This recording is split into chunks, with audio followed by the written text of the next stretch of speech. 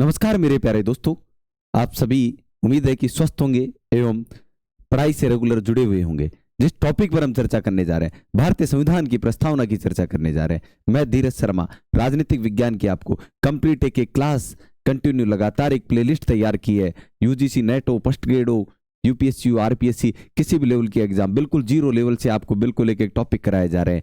आप बड़े ही ध्यानपूर्वक नोट्स बनाते जाइए, रेगुलर पढ़ते जाइए। हम बात करते हैं भारतीय संविधान की प्रस्तावना। प्रस्तावना शब्द ही सब कुछ विचार प्रकट कर रहा है। प्रस्तावना हम कहते हैं किसी भी चीज की प्रस्तावना, यानी टॉपिक पर अगर चर्चा करें तो प्रस्तावना से ही हमें आभास हो जाता है कि सब कुछ क्या है, प्रस्तावना ही होगा। हमने कहा जैसे कि क्या प्रस्तावना क्या है, प्रस्तावना। इस शब्द की मैं चर्चा करूं, इस शब्द की मैं चर्चा करूं तो इस शब्द में बहुत कुछ राज छिपे हुए हैं। राज की बात करें तो यहीं से पूरा संविधान का मूल रूप, भारत की एक अखंडता, भारत एक राष्ट्रीय जो संप्रभु राज्य है, उसकी सब कुछ जानकारी यहीं से मिलती है। देखो, इसे संविधान की मूल कुंजी कहा जाता है। संविधान की कुंजी या मूल कुंजी कह दो, ठीक है ना, मूल कुंजी कहा जाता है। ठीक है, संविधान की मूल कुंजी कहा जाता है। क्या कहा जाता है? संविधान की मूल कुंजी कहा जाता है। ठीक है,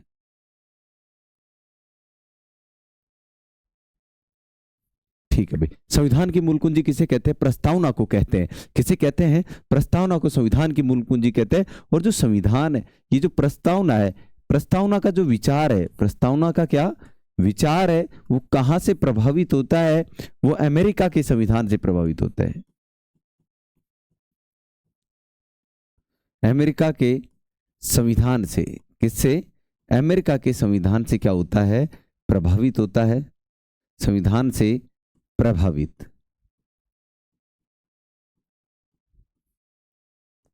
होता है।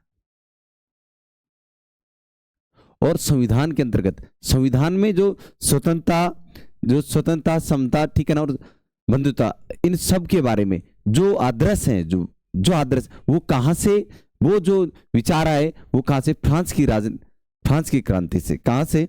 फ्रांस की क्रांति। देखो, फ्रांस की क्रांति किसकी क्रांति थी? फ्रांस की क्रांति। फ्रांस में क्रांति हुई थी 1789 से 95 तक। 1789 से 95 तक एक क्या हुई थी? क्रांति हुई थी। वहीं से जो शब्द लिए गए, शब्द समझो कि एक तो स्वतंत्रता,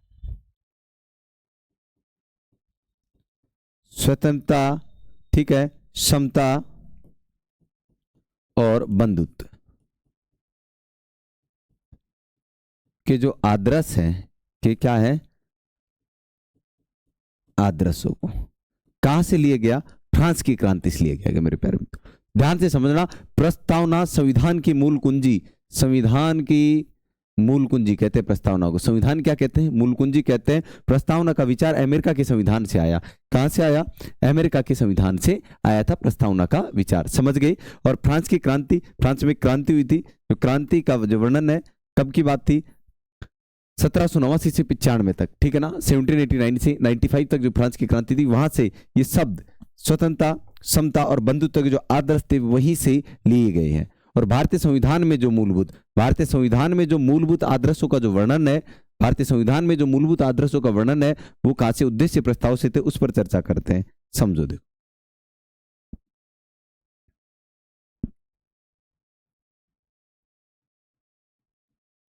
भारतीय संविधान में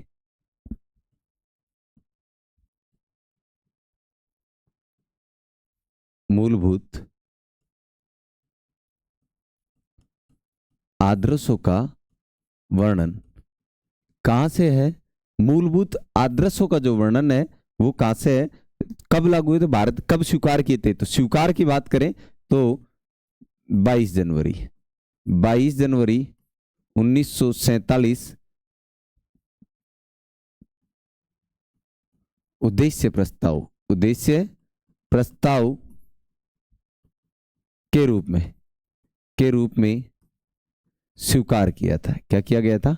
स्वीकार किया था। ध्यान से सुनना, भारत के संविधान में मूलभूत आदर्शों का जो वर्णन है, जो मूलभूत आदर्श हैं, उन्हें कब स्वीकार किया गया था? उद्देश्य प्रस्ताव 22 जनवरी 1947। आप याद रखना इस चीज को कि प्रस्तावना के अंतर्गत उद्देश्य प्रस्ताव से स्वीकार किया गया था क्या?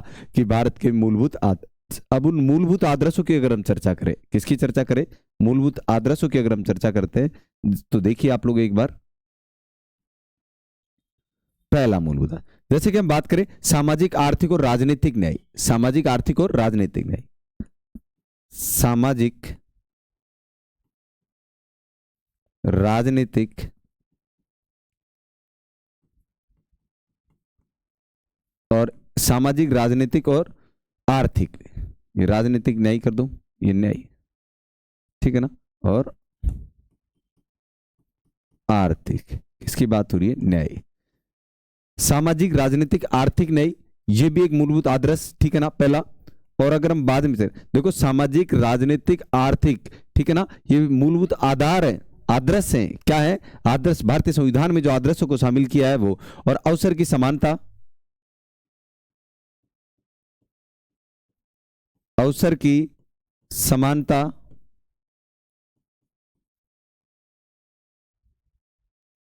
क्या है? समानता है, अवसर की समानता। तीसरी बात करें तो जैसे कि विचार, अभिव्यक्ति, विश्वास, विचार,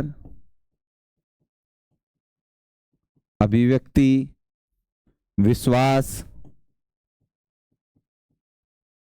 धर्म और उपासना की स्वतंत्रता, किसकी? उपासना की स्वतंत्रता, ठीक है ना। देखते जाओ एक बार,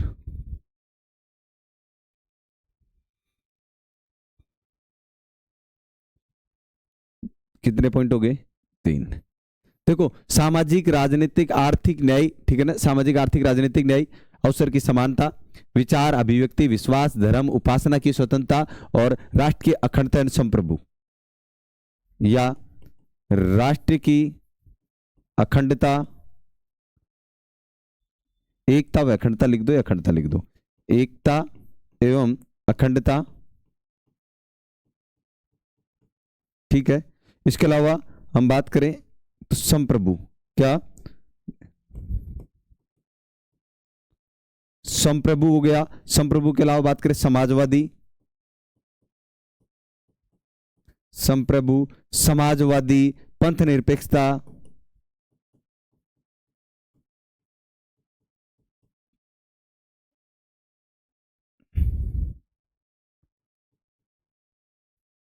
पंथ निरपेक्षता, पंथ निरपेक्षता हो गया, ठीक है। लोकतांत्रिक गणराज्य,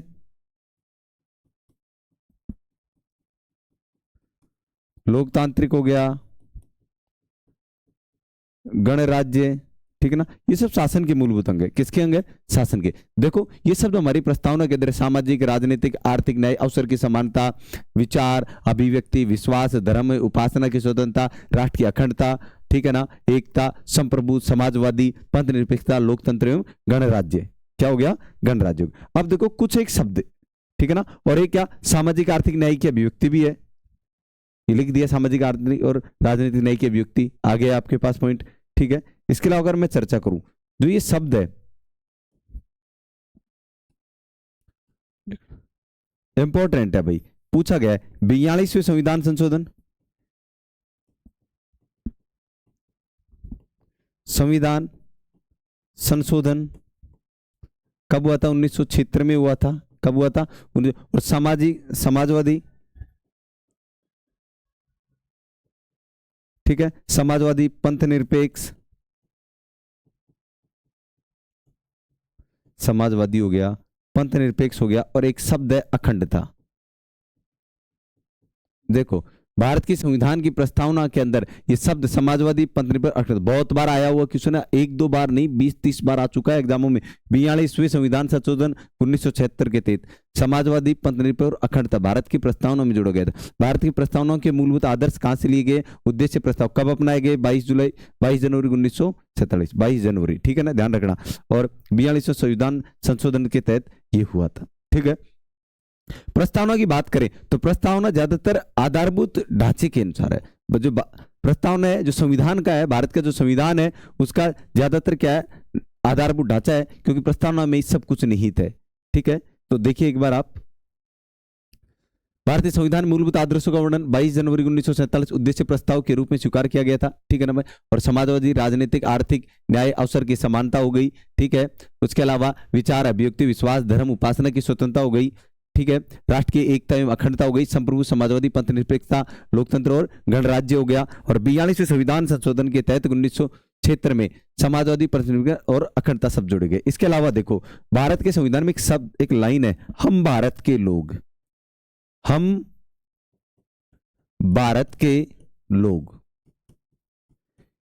ये जो संविधान है भारत का, ये जो क्या है भारत का संविधान, उसके एकता, भारत के लोगों की एकता, ठीक है ना, भारत के संविधान की शक्ति को दर्शा रहा है कि हम भारत के लोग हैं, हम भारत के लोग। ठीक है ना। अच्छा, इसके अलावा एक बात और थी कि संविधान को क्या संविधान का भाग माना गया है, किसको, प्रस्तावना को संविधान का भाग माना गया है क्या? देखो, प्रस्तावना को संविधान का भाग माना गया है क्या? भाग। अब देखो, प्रस्तावना को संविधान का भाग, अब इस पर भी चर्चा करते, थोड़ी चर्चा करेंगे, लेकिन थोड़ी इंपॉर्टेंट है ये चर्चा, इसलिए करनी पड़ेगी, क्योंकि देखो, एक तो बेरूवाद, कौन सा था, बेरूवाद, बेरूबारीवाद था। कौन सा था, बेरूबारीवाद। एक था बेरूबारीवाद, ठीक है, बेरूबारीवाद, और एक केशवानंद भारती, केशवानंद भारती वाद। दो वाद हुए थे। ये तो कब हुआ था, 73 में हुआ था। ठीक है ना, 1973 की बात थी, और ये हुआ था 1960 में, 1960 की बात। अब देखो, न्यायपालिका बड़ी गजब की थी, समझो, इस वाले विवाद में, कौन से में, इस वाले विवाद में न्यायपालिका ने मना कर दिया कि प्रस्तावना संविधान का भाग नहीं है। ठीक है, क्या मना कर दिया कि प्रस्तावना तो संविधान का भाग है ही नहीं। ठीक है, पूछ लिया जाए ना कि ऐसा कौन सा वाद कब हुआ था जिसके अंदर प्रस्तावना को संविधान का भाग नहीं माना गया था, तो बेरूबारीवाद था, बेरूबारीवाद। लेकिन फिर 73 में केशवानंद पलट दिया, अपने जवाब को क्या कर दिया, पलट दिया, और कहा कि ये अभिन्न अंग है। क्या है, अभिन्न अंग है। ये क्या है, अंग है भाई, संविधान का अंग है प्रस्तावना। कब, केशवानंद भारतीवाद के अंदर। ठीक है ना, 1973 में क्या कर लिया गया था, स्वीकार कर लिया गया था। ठीक है, अब देखो कुछ एक बात, जैसे कि हम बात करते के.एम. मुंशी, किसी ने किस संविधान के लिए क्या क्या कहा, पहला के.एम. मुंशी। कौन थे के.एम. मुंशी जी? के.एम. मुंशी जी प्रारूप समिति में सदस्य थे। किसमें थे ये, प्रारूप समिति में शामिल थे, ये समिति के सदस्य थे। ठीक है ना, कौन, के.एम. मुंशी जी। क्या कहा इन्होंने कि यह क्या है, संविधान की जन्म कुंडली है, प्रस्तावना के लिए कहा है ये सब कुछ जो है, संविधान की जन्म कुंडली कहा।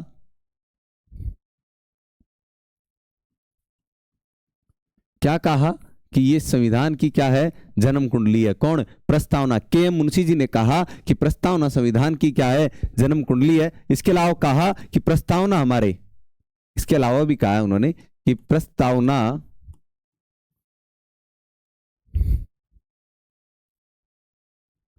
हमारे, भाई प्रस्तावना पे चर्चा करते हैं, प्रस्तावना हमारे संप्रभु लोकतांत्रिक गणराज्य का भविष्य है। संप्रभु लोकतांत्रिक गणराज्य का भविष्य काल है, या भविष्य कहते हैं, क्या है, भविष्य फल है। कौन सा फल है, भविष्य फल है। किसने कहा? के मुंशी जी ने कहा था कि प्रस्तावना हमारे संप्रभु लोकतांत्रिक जो गणराज्य है भारत, उसका क्या है? भविष्य फल है। क्या है? भविष्य फल है। और संविधान की जन्म कुंडली भी किसने कहा था?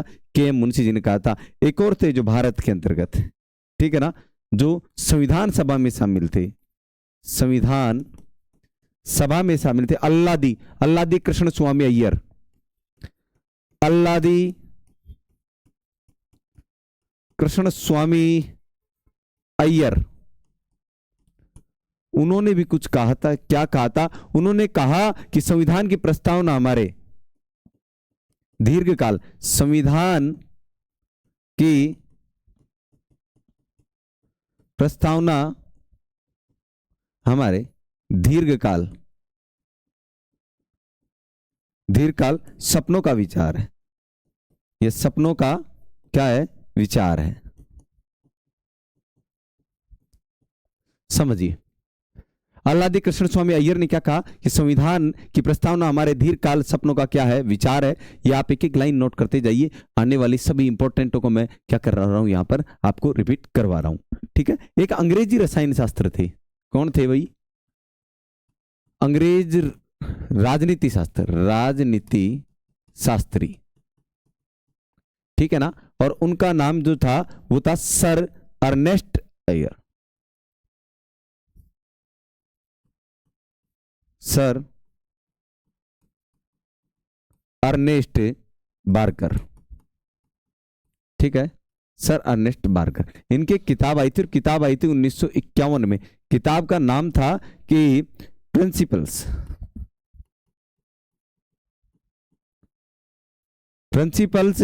ऑफ सोशल एंड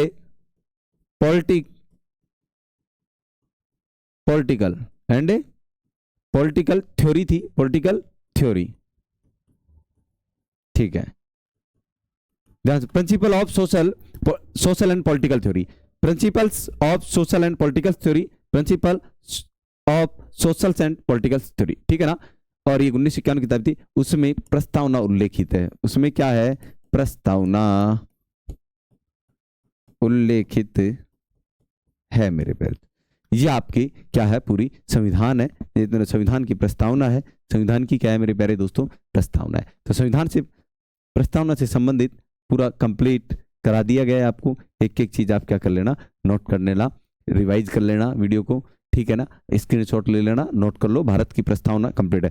तो जो राजनीतिक विज्ञान है, संपूर्ण राजनीतिक विज्ञान की क्लास हम लगातार लेते आ रहे हैं। आप लोग कंप्लीट नोट्स बना लीजिए। अगली क्लास में मिलेंगे हम, नेक्स्ट टॉपिक हम लेकर आएंगे। धन्यवाद मेरे प्यारे दोस्तों।